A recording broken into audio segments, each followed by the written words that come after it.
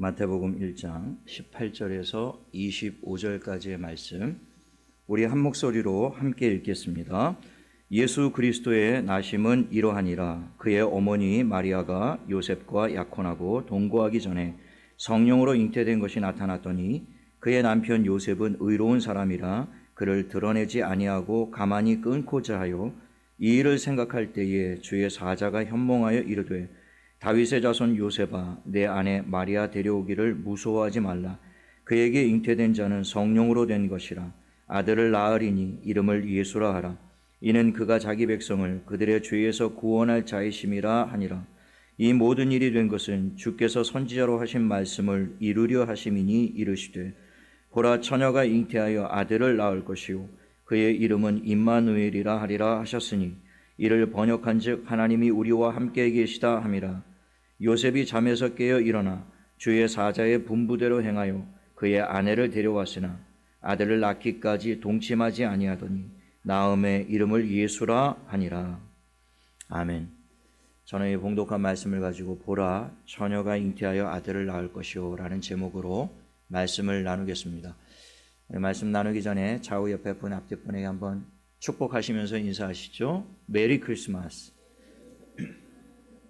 네. 오늘 이 자리에 함께 예배하시는 모든 성도들과 또 온라인으로 각 가정에서 예배드리시는 모든 가정 가운데 성탄의 은총과 기쁨이 충만하기를 예수님의 이름으로 축원을 드립니다. 오늘 본문 18절 상반절에 보면 예수 그리스도의 나심은 이러하니라 이렇게 시작을 하는데요. 다시 말하면 오늘 저와 여러분이 읽은 이 본문 말씀은 아기 예수의 탄생 사건을 대략적으로 기록한 것이다, 이런 뜻이에요.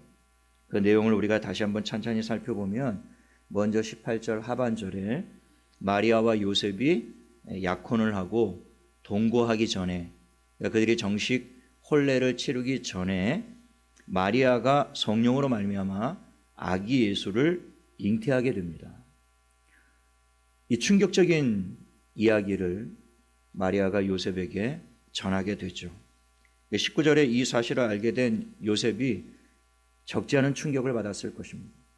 자기의 약혼자 마리아가 느닷없이 임신했다는 이야기를 듣고는 어떻게 충격을 받지 않을 수가 있겠어요. 그래서 19절에 보면 마리아와 파혼을 결심합니다. 어떤 남자라도 아마 그렇게 하지 않았을까 싶어요. 너무 고민이 되니까 20절에 그날 밤 요셉은 이 일을 생각할 때에 깊은 번민으로 잠을 이룰 수가 없었던 것이죠. 마리아의 말을 내가 그대로 믿어야 되나? 아니야. 어떻게 그런 일이 있을 수가 있나? 아니지. 내가 아는 마리아는 절대로 그럴 사람이 아니다. 아니야. 그래도 처녀가 임신한다라는 건 말이 안 되지 않는가? 이런저런 생각으로 잠을 이룰 수가 없습니다. 그래서 이리 뒤척 저리 뒤척 하다가 깜빡 이제 잠이 들었는데 꿈에 천사가 나타나는 것이죠. 그래서 20절 하반절에 보면 다윗의 자손 요셉아, 내 아내 마리아 데려오기를 무서워하지 말라. 그에게 잉태된 것은 성령으로 된 것이라. 마리아가 잉태된 것은 그녀가 어떤 부정한 짓을 저질렀기 때문이 아니라 그녀의 말처럼 성령으로 잉태된 것이라는 말을 꿈에서 요셉이 생생하게 듣게 됩니다. 그리고 계속해서 천사가 말하기를 21절에 아들을 낳으리니 이름을 예수라 하라. 이는 그가 자기 백성을 그들의 죄에서 구원할 자이심이라 하니라. 그러면서 이 모든 일들은 선지자 이사야로 하나님이 미리 예언하신 사건의 성취라고 알려줘요. 그 예언의 내용이 바로 23절이죠. 보라, 처녀가 잉태하여 아들을 낳을 것이요 그의 이름은 임마누엘이라 하리라 하셨으니 이를 번역한즉 하나님이 우리와 함께 계신다 함이라. 너무나 생생한 꿈을 꾸었던 요셉이 잠에서 깨자마자 모든 오해를 풀고 이제 천사의 명령대로 마리아를 아내로 데려오게 됩니다. 그리고 25절에 아주 중요한 말씀이 있죠. 요셉은 아기를 낳을 때까지 마리아와 동침하지 않았습니다. 그리고 아들을 낳음에 마침내 천사가 일러준 그대로 아기의 이름을 예수로 정하죠. 이제 이것이 오늘 본문의 전체적인 내용입니다. 여기서 이제 우리가 주목해야 될 것은 이 아기 예수의 탄생 사건은 우연히 그냥 일어난 것이 아니라 주께서 오랜 시간 동안 준비하시고 또 선지자로 하여금 미리 말씀하신 예언을 성취하신 사건이라는 것을 우리가 기억할 필요가 있습니다. 그 선지자 이사야의 예언의 내용이 무엇입니까? 23절 말씀처럼 처녀가 잉태하여 아들을 낳을 것이라는 거예요. 이 예언은 예수님이 나시기 무려 700년 전에 선지자 이사야를 통해 예언된 것이었습니다. 굉장히 충격적인 예언이었죠. 처녀가 임신을 하게 된다는 것이었습니다. 그래서 당시 이사야의 이 예언을 들었던 유대 백성들 중에 그 예언을 믿었던 사람들은 아무도 없었습니다. 어떻게 처녀가 임신을 한다는 말인가? 말 같은 소리를 해야 믿지. 아무리 선지자가 전한 말이라도 이치에 맞고 합당해야 들을 수 있는 거 아닌가? 처녀가 어떻게 임신을 할 수 있단 말인가? 이스라엘 백성들은 결국 선지자 이사야를 미치광이 취급을 하고요. 전승에 보면 톱으로 이사야 선지자를 잘라 죽였다, 이런 기록이 남아 있습니다. 그럴 정도로 이 선지자 이사야의 이 예언을 아무도 받아들이지 못했어요. 믿지 않았습니다. 그러나 이사야 선지자는 순교하는 순간까지 이 사실을 분명하게 외쳤고 그것을 성경에 기록해 두었습니다. 그게 지금까지 남아있는 기록이죠. 이사야 7장 14절에 그러므로 주께서 친히 징조를 너희에게 주실 것이라. 보라, 처녀가 잉태하여 아들을 낳을 것이요 그의 이름을 임마누엘이라 하리라. 징조라는 말이 굉장히 중요한 것입니다. 영어로 보면 사인이라고 되어 있는데요, 표적이에요. 그러니까 때가 되면 하나님이 너희에게 징조, 사인, 표적을 보여주실 것인데 그 표적이 무엇인가? 처녀로 하여금 잉태하여 아들을 낳게 하시겠다라는 것입니다. 그리고 그 처녀가 잉태하여 낳은 그 아기가 바로 하나님의 아들이자 인류를 죄와 죽음에서 구원하실 그리스도가 되신다라는 것이었죠. 지금 생각해도 참 믿기 힘든 그런 예언이 아닐 수가 없습니다. 오늘 본문에 나오는 요셉 역시도요, 꿈에 나타난 천사의 설명을 듣기 전까지는 도저히 그것을 믿을 수가 없었습니다.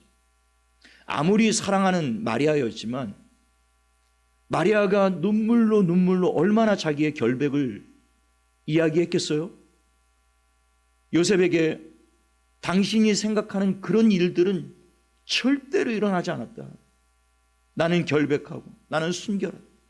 그래서 천사가 내게 와서 성령으로 말미암아 내가 임신을 하게 될 것이라고 이야기를 했는데 시간이 얼마 지나서 내 몸에 이상한 변화를 느끼고 봤더니 내가 실제로 정말 임신을 했다.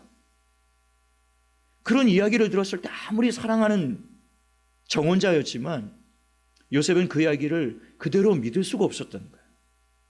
그래서 받아들이지 않았던 것이죠. 그래서 결국엔 파혼을 결심하지 않았습니까?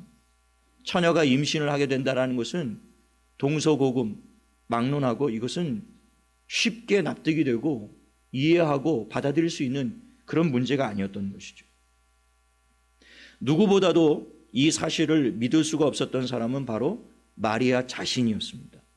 누가복음 1장에 보면 이 내용이 다시 한번 자세하게 기록이 되어 있는데요, 하나님께서 천사 가브리엘을 마리아에게 보내십니다. 그럼 마리아에게 임신 소식을 알리시죠. 그때 누가복음 1장 27절에 보면 마리아에 대해서 이렇게 설명을 하고 있습니다. 다윗의 자손 요셉이라는 사람과 약혼한 처녀에게 이르니 그 처녀의 이름은 마리아라, 이렇게 되어 있어요. 이 이야기가 복잡하게 설명이 되어 있죠. 그냥 하나님이 천사 가브리엘을 마리아에게 보내셨다 이렇게 하면 간단한 문제를요, 복잡하게 설명을 합니다. 다윗의 자손 요셉이라는 사람과 약혼한 처녀에게 이렇게 해요. 그 처녀의 이름이 마리아. 그러니까 여기서 방점을 찍어야 되는 것은 마리아가 아니라 처녀라고 하는 것이죠. 그러니까 성경에서 이 한 구절에 처녀라는 단어를 2번 지금 기록하고 있는데요, 성경에서 같은 말을 반복하고 있는 것은 강조의 의미가 있습니다. 그것은 분명한 사실이요 진리라는 것을 주장할 때 사용하는 기법이 같은 단어 같은 문장을 반복하는 것입니다. 근데 한 문장에서 지금 마리아가 처녀라는 사실을 2번 반복했다라는 것은 그만큼 마리아가 처녀임을 좀 확실하게 강조하기 위해서 그 말씀을 기록해 두었다는 것이죠. 이 처녀에게 천사가 말을 합니다. 누가복음 1장 31절에 보라 내가 잉태하여 아들을 낳으리니 그 이름을 예수라 하라. 이 천사를 본 마리아가 굉장한 충격에 빠졌습니다. 꿈에서 천사를 본 요셉과는 지금 비교를 할 수가 없는 거예요. 실제로 지금 나타난 것이거든요. 광명한 천사가 하늘문이 열리고요. 그냥 눈이 부셔서 눈을 뜰 수 없는 지경에 그 광명한 천사가 갑자기 나타나서 장엄한 목소리로 마리아에게 평안을 빌며 네가 이제 곧 성령으로 말미암아 잉태하여 아들을 낳게 될 것이다. 그 아들이 장차 전 인류를 죄와 죽음에서 구원할 메시아가 될 것이다. 이런 이야기 들어서 얼마나 충격을 받았겠습니까? 두려움에 떨고 있었는데요. 그러나 이 마리아를 더 큰 충격과 두려움에 빠지게 했던 것은 가브리엘 천사의 말이었습니다. 처녀인 자신이 잉태하여 아들을 낳게 된다라는 것이었어요. 마리아로서는 도저히 상상할 수도 받아들일 수도 없는 충격적인 말이었죠. 마리아가 두려움에 떨리는 목소리로 천사에게 겨우 묻습니다. 누가복음 1장 34절에 보면 마리아가 천사에게 말하되 나는 남자를 알지 못하니 어찌 이런 일이 있으리까. 나는 남자 경험이 없는데, 나는 남자를 전혀 알지 못하는데 어떻게 이런 일이 있을 수가 있느냐라는 것이죠. 그 영어 성경에 보면요, How will this be since I am a virgin 이렇게 나와 있습니다. 그러니까 우리 번역에는 나는 남자를 알지 못하니 라고 되어 있는 것이 영어 성경에는 나는 처녀인데 어떻게 이런 일이 일어날 수가 있겠습니까? 라는 질문이었어요. 그러니까 지금 마리아 자신의 고백을 통해 3번째 마리아가 처녀라는 사실을 성경이 기록하고 있다는 것이죠. 그러니까 마리아가 처녀라는 사실을 지금 3번 반복해서 기록하고 있단 말이죠. 어떻게 처녀에게 이런 일이 있을 수가 있겠는가? 사실상 이런 일은요, 마리아 이전에도 없었고 마리아 이후에도 없었습니다. 인류 역사 가운데 이런 일은 일어날래야 일어날 수 없는 일이죠. 가브리엘은 마리아가 도저히 이해할 수 없는 그 이야기를 들었을 때 어떻게 해서 이런 일들이 가능한지에 대해서 설명을 합니다. 누가복음 1장 35절과 37절입니다. 천사가 대답하여 이르되 성령이 내게 임하시고 지극히 높으신 이의 능력이 너를 덮으시리니 이러므로 나실 바 거룩한 이는 하나님의 아들이라 일컬어지리라. 대저 하나님의 모든 말씀은 능치 못하심이 없느니라. 이것은 인간의 힘으로, 능으로, 지혜로, 방법으로, 이것은 절대로 불가능한 일. 동서고금을 막론하고 이것은 있을래야 있을 수 없는 일이라는 것이죠. 그럼 어떻게 이 일이 가능할 것인가? 그것은 성령이 너에게 임하시고 지극히 높으신 하나님의 권능이 너를 덮으시리. 대저 하나님의 모든 말씀은 선지자 이사야로 하신 이 말씀은 반드시 성취될 것인데 너를 통해 하나님이 이루실 것이다. 그 말씀을 하신 거예요. 결국 마리아가 그 말씀을 받아들이죠. 하나님이 행하신 일이라면 여종에게 그 일이 그대로 이루어질 줄로 믿나이다 고백을. 그리고 얼마 지나지 않아 마리아는 자기가 임신했다는 사실을 깨닫게 된 거예요. 그리고 그 사실을 요셉에게 전해 주었던 것이죠. 그것이 오늘 저와 여러분이 읽은 본문의 내용인 거예요. 처녀가 잉태하여 아들을 낳는 이 사건, 정말 믿기 힘든 이 사건은 신화나 설화에 나오는 이야기처럼 결코 꾸며낸 이야기가 아닙니다. 처녀가 잉태하여 아들을 낳는 이 사건은 하나님이 전 인류에게 보여주신 가장 분명하고도 확실한 표적 중에 표적이었다라고 기록을 하고 있는 거예요. 2000년 전 베들레헴 말구유에 나신 아기 예수는 평범한 아기가 아니었습니다. 그는 모든 아기들 중에 조금 더 특별하다거나 조금 더 뛰어나다거나 한 그런 아기가 아니었다라는 것이죠. 이 아기는 우리를 죄와 죽음에서 구원하기 위해 오신 유일한 악이었다라는 것입니다. 이 악이 예수만이 우리를 모든 어둠과 절망과 죄와 죽음에서 구원하실 유일한 구원자가 되신다는 사인이 바로 처녀의 몸을 통해 태어나셨다라는 것입니다. 지금도 이러한 사실에 대해 많은 사람들이 의문을 갖습니다. 어떻게 그런 일이 있을 수 있는가? 말이 안 되는 소리라 그렇게 치부를 해버려요. 말이 되는 소리를 해야 믿을 게 아닌가? 그리고 그것은 말도 안 되는 이야기라고 그냥 치부해버립니다. 심지어 어떤 사람들은 그런 주장까지 해요. 마리아가 실제로 부정한 짓을 한 게 아니냐. 그리고 그 순진하고 순박한, 오늘 본문에는 요셉은 의로운 사람이라 이렇게 이야기하고 있는데 그 순박한 요셉을 속인 것은 아닌가. 난 결백하다. 순박한 요셉이 그대로 속아 넘어간 것은 아니냐, 이런 주장을 하는 사람들도 있고요. 또는 요셉과 마리아가 약혼한 이후에 젊은 청춘 남녀가 그냥 그 뜨거운 그런 정욕을 참지 못하고 지금 그런 일들 비일비재하게 일어나지 않습니까? 혼전 임신. 그렇게 하고 둘이 그냥 적당히 입을 맞춘 것 아닌가.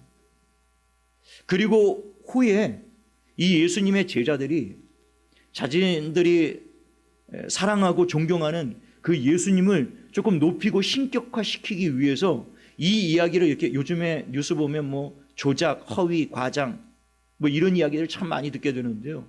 그렇게 제자들에 의해서 이것은 조작되고 부풀려진 그런 이야기가 아니냐, 꾸며낸 이야기가 아니냐, 이게 어떻게 가능한 일이냐, 이게 현실적으로 있을래야 있을 수 없는 일 아니냐 라고 의문을 품는 사람들이 지난 2000년 동안 얼마나 역사 가운데 많이 있어 왔는지 모릅니다.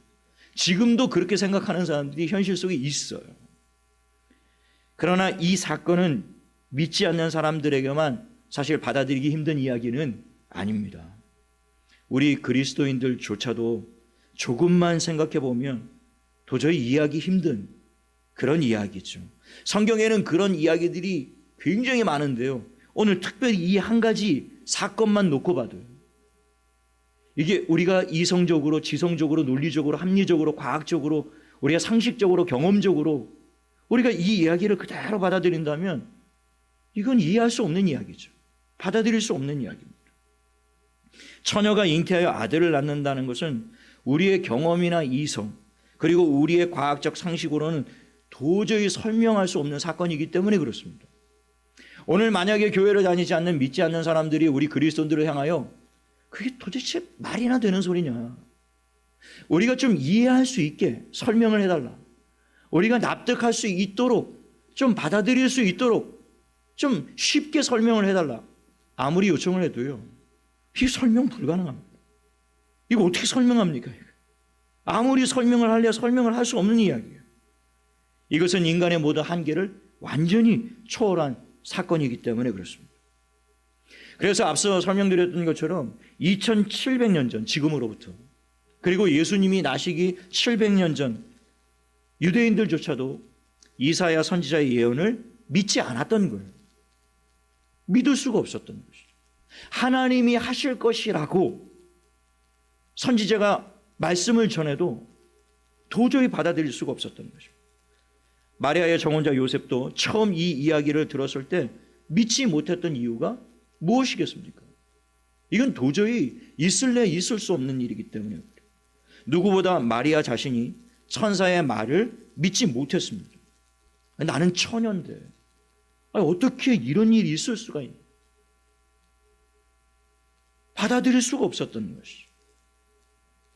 그러니까 혹시 지금 이 설교를 들으시는 분들 중에, 이 자리에는 없겠습니다만 혹시 방송으로, 혹시 온라인으로, 후에 유튜브로, 혹시 우리 성도들이 전도로 이 영상을 보내게 돼서 혹시 이 설교를 듣게 되시는 분들 중에 난 도저히 그 이야기는 못 믿겠다, 나더러 그런 황당무계한 이야기를 믿으라는 말이냐 하시는 분들이 있다면 충분히 이해가 됩니다.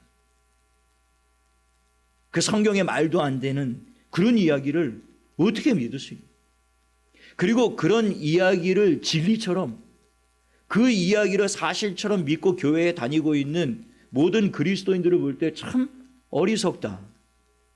저렇게 비이성적인가, 비합리적인가, 비과학적인가, 비논리적인가, 그렇게 비웃고 손가락질 하는 것도 이해합니다. 한국이 낳은 최고의 지성인이라고 하는 이어령 박사, 초대 문화부 장관을 지내시고 이화여대 명예석자 교수이신 88 올림픽 그 행사를 기획하시고 성공적으로 서울대 국문학과를 졸업하시고 문필가로, 문학 비평가로, 저자로 정말 한국에 막대한 영향을 끼쳤던 최고 지성인 중에 지성이라고 하는 그분이 이어령 박사 아닙니까? 그 이어령 박사는 70이 넘도록 평생 무신론자였습니다. 그는 철저한 과학주의자였고 경험주의자, 이성주의자, 그런 사람이었어요. 실제로 경험되어지지 않고 과학으로 설명되어지지 않고 논리적으로 이해되지 않는 이야기들은 결코 진리로 사실로 받아들일 수 없었던 것. 평생을 그렇게 사셨습니다. 오히려 이 기독교 성경에 기록된 이 황당무계한 이야기들을 반박하는 데 일생을 보내셨습니다. 말 같은 이야기를 해야 믿지. 그런 비논리적이고 비이성적이고 비과학적이고 비합리적인 이야기가 도대체 어디 있단 말인가. 동서고금을 막론하고 처녀가 어떻게 임신을 한단 말인가. 반드시 남자가 있어야 여자가 임신을 할 수 있다는 것은 만고불변의 진리 아니냐. 그런 이성을 거스리고 만고불변의 진리를 거스리는 성경의 이야기를 믿는다라는 것은 그로서는 도저히 납득할래, 용납할 수 없었던 그런 이야기죠. 오히려 이런 이야기들을 비웃고 조롱하면서요, 성경이 얼마나 잘못된 이야기인지, 그리고 그것을 사실로 믿고 있는 그리스도인들이 얼마나 어리석은 자들인지, 그것을 평생을 설파했던 사람이 이어령 박사였습니다. 심지어 그의 딸이요, 목사였습니다. 그 딸이 젊은 시절부터 그 자기 아빠를 전도하기 위해서요, 눈물로 복음을 전했습니다. 아빠, 천지를 지으신 하나님이 그 아들을 세상에 보내셨는데 그 표적이 처녀의 몸을 통하여 잉태하여 이 땅에 오신 아기 예수, 2000년 전에 이 땅에 오신 그분이 바로 하나님의 아들, 우리를 죄와 죽음에서 구원하러 오신 메시아, 그분이 우리의 죄 때문에 십자가에 죽으셨고 죽으신 지 사흘 만에 다시 살아나신 하나님의 아들이십니다. 누구든지 이 아들 예수 그리스도를 믿는 자는 영생을 주시기로 하나님이 약속하셨습니다. 아버지, 이 예수를 믿으셔야 됩니다. 그렇게 그 딸이 눈물로 우리 지금 이 자리에 있는 분들 중에 그렇게 눈물로 부모님께, 남편에게, 아내에게, 자녀에게 간곡하게 기도하면서 호소하는 그런 가족들이 있죠. 그렇게 설명을 하고 그렇게 이야기를 하고 간곡하게 부탁을 해도요, 이어령 박사는 꼼짝하지 않았습니다. 왜냐하면 아무리 사랑하는 딸이 눈물로 간절히 호소를 해도요, 평생을 지성인으로 살아왔기 때문에 이런 성경의 황당무계한 이야기를 도저히 수용할 수가 없었던 거예요. 받아들일 수가 없었던 것입니다. 그랬던 이어령 박사가 완전히 하나님 앞에 깨지는 그런 사건들을 경험하게 됩니다. 그것은 그의 사랑하는 손주가 어느 날 불의의 사고로 죽게 되는데요, 그때 이 이어령 박사가 굉장히 큰 충격을 받게 됩니다. 그 둘째 손자가 자폐아로 태어나서 자폐증에 시달리는 그런 모습들을 보고 더 충격적이었던 것은요, 자기에게 그토록 눈물로 간절하게 복음을 전했던 사랑하는 딸이 암으로 시한부 선고를 받게 돼요. 그런데 놀랍게도 그 암에서 기적같이 이 딸이 고침을 받게 되는데, 그때만 해도 이어령 박사는 하나님의 존재를 믿지 않았습니다. 그런데 어느 순간 깨졌냐면 이 딸이 갑자기 하루아침에 실명을 하게 된 거예요. 딸이 아침에 눈을 떴는데 앞이 보이지 않는 것입니다. 어떻게 연락을 해서 아는 분에게 병원에 가서 봤더니 망막이 찢어졌는데요, 이것은 현대 의학으로 절대로 재건할 수 없는 지경이에요. 앞을 전혀 보지 못하는 거예요. 그 사실에 이 이어령 박사가 너무 큰 충격을 받았습니다. 그래서 그의 간증에 보면 미국에 있는 하와이 그 어느 작은 섬에 아무도 모르게 그 교회에 그가 찾아가서 70이 넘은 나이에 처음으로 하나님 앞에 무릎을 꿇고 기도를 드렸습니다. 나는 아무리 생각해도 하나님이 믿어지지 않습니다. 나는 아무리 생각해도 성경의 이야기들을 도저히 나는 받아들일 수가 없습니다. 그런데 이 시간 자기가 평생 그렇게 신봉했던 지식, 과학, 이성, 지성, 인간의 지혜, 그리고 자기가 평생 쌓아올렸던 명예, 그리고 자기가 평생 모아들였던 그 재물, 그 모든 것들이 실명한 그 딸에게 아무런 희망도 아무런 도움도 줄 수 없다는 사실 앞에, 그의 그 무기력 앞에, 그 무력함 앞에 그는 절망할 수밖에 없었습니다. 내가 평생을 신봉했던, 내가 평생을 신념했던 이 모든 것들이 저 딸에게 아무런 소망도 아무런 희망도 아무런 도움도 줄 수 없다는 게 너무너무 가슴이 아팠던 거예요. 그가 선택할 수 있는 방법은 다른 길이 없었습니다. 그래서 하나님 앞에 무릎을 꿇게 된 거예요. 그래서 그 하소연을 털어놓기 시작합니다. 난 하나님이 안 믿어집니다. 나는 성경의 황당한 이야기들이 전혀 받아들여지지 않습니다. 그런데 이 시간 내가 사랑하는, 내 딸이 사랑하는 하나님이 계시다면, 나는 하나님을 믿지 않지만 내 딸은 평생을 하나님을 사랑하고 평생을 하나님을 위해 살았고, 내 딸이 사랑하는 하나님이 정말 계시다면 내가 많은 것 바라지 않겠습니다. 이 딸의 눈만큼은 고쳐주십시오.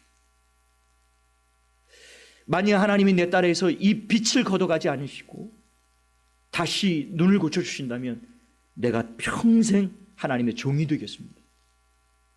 그런 소원 기도를 한없이 눈물을 흘리면서 믿기지 않고 믿을 수 없는 그 하나님을 향하여 그런 기도를 드렸다고 그래요. 놀랍게도 하나님이 그의 기도를 들으셨습니다.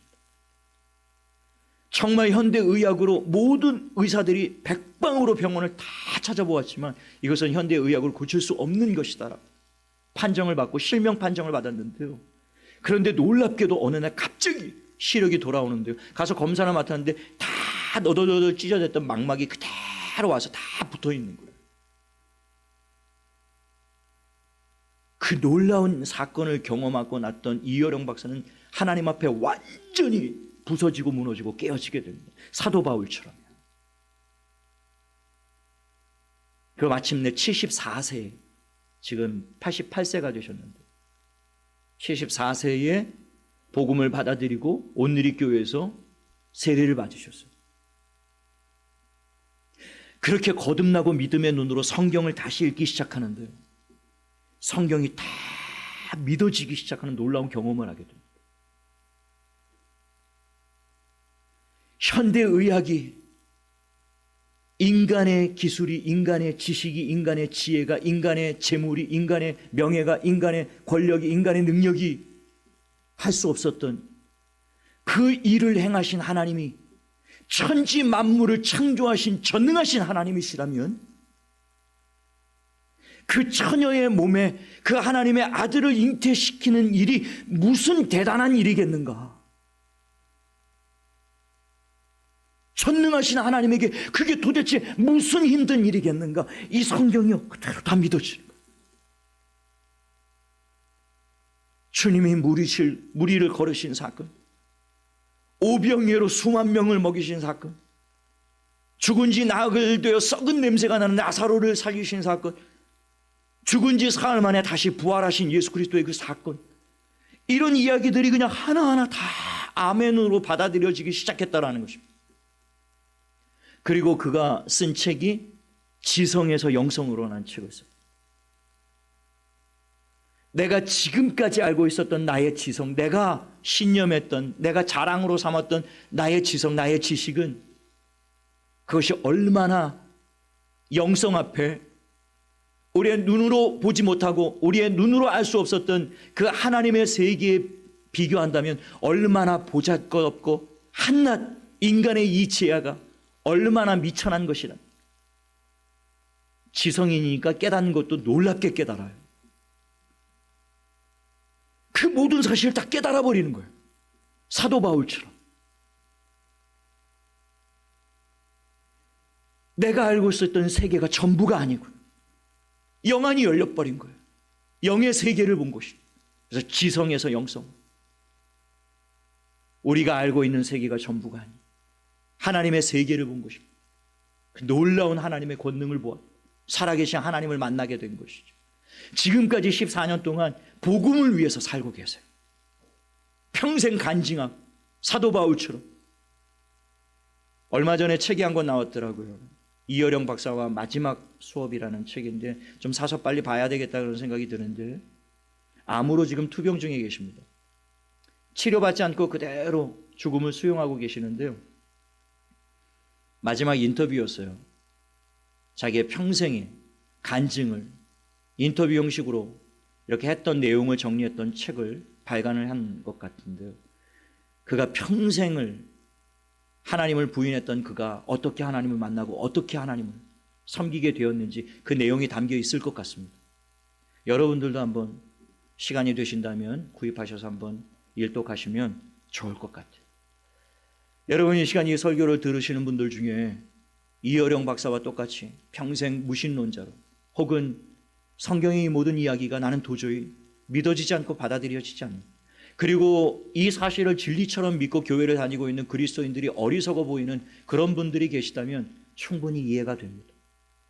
그러나 저는 그런 분들에게 이 이어령 박사와 똑같은 놀라운 경험이 있으시게 되기를 간절히 원합니다.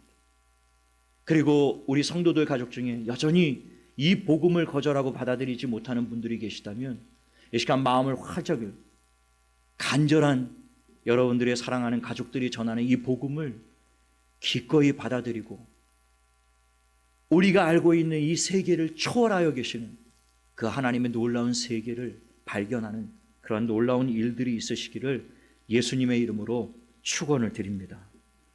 우리가 도저히 받아들이기 힘든 우리의 모든 경험과 이성과 상식을 초월한 사건이요, 2000년 전 유대 땅 베들레헴에서 실제로 일어났습니다.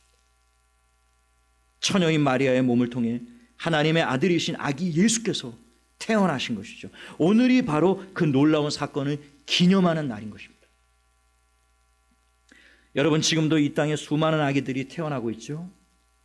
예수님과 생일이 같은 아기들이 전 세계에 얼마나 많이 있겠습니까? 지난 2000년 동안 얼마나 많은 아기들이 전 세계에 태어났겠어요? 수를 헤아리기 어려울 만큼 많은 아기들이 태어났는데요, 그 많은 아기들 중에서 과연 우리를 죄와 죽음에서 구원하기 위해 오신 하나님의 아들을 우리가 어떻게 알아볼 수 있었겠습니까? 그 많은 아기들 중에서요. 그래서 하나님은 전 인류가 알아볼 수 있도록 하기 위해 우리의 이성과 상식과 모든 한계를 초월한 그 방법으로, 처녀가 잉태하여 아들을 낳게 하시는 그 방법으로 하나님의 아들을 이 세상에 보내신 것입니다. 그 이유는 한 가지죠. 그 아기 예수가 바로 인류를 죄와 죽음에서 구원하신 메시아라는 사실을 우리에게 보여주시기 위함이었고, 그 아들을 믿는 자마다 영생과 구원을 얻도록 하시기 위하여 그 아들을 그와 같은 방법으로 이 세상에 보내신 것입니다. 그러므로 이 설교를 들으시는 분들 중에 아직도 예수를 믿지 않는 분들이 계시다면 이 시간 이 성탄절의 가장 놀랍고 위대한 선물을 여러분들에게 전해드리고 싶습니다. 그 하나님의 선물은 바로 하나님의 아들 예수 그리스도입니다.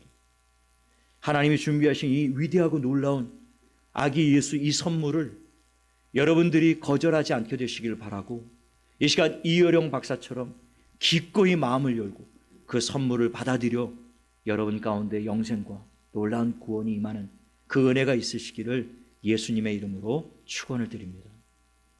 오늘 결론적으로요, 이 시간 처녀의 몸을 통해 이 땅에 오신 아기 예수를 나의 주, 나의 하나님, 나의 구원자로 믿으시는 분들은 다시 한번 이 시간 믿음의 눈을 열고 2000년 전 유대 땅 베들레헴 말 구유에 나오신 그 아기 예수를 다시 한번 바라보았으면 좋겠습니다. 여러분 영안을 여시고 지금 이 시간 저와 여러분이 그 현장에 있는 것처럼 다시 한번 구유에 누우신 그 아기 예수의 얼굴을 바라보았으면 좋겠어요. 얼마나 놀랍고 경이로운 분이 이 땅에 오셨는지, 그분이 하나님의 아들, 우리를 죄와 죽음에서 구원하실 메시아라는 사실을 우리가 다시 한번 바라보면서 그 아기 예수 앞에 목자들처럼 또 동방의 박사들처럼 우리의 보배합을 열어서 그 앞에 꿇어 엎드려 경배와 찬양을 드리는 저와 여러분 되시기를 예수님의 이름으로 부탁을 드리고요. 이 처녀의 몸을 통해 이 땅에 오신 아기 예수께서 우리를 죄와 죽음에서 구원하신 하나님의 아들 그리스도란 이 놀라운 기쁨의 소식을요, 저와 여러분 떼에서 멈추지 마시고 사랑하는 가족과 이웃들에게 널리 전하는 저와 여러분 되시기를 예수님의 이름으로 축원을 드립니다.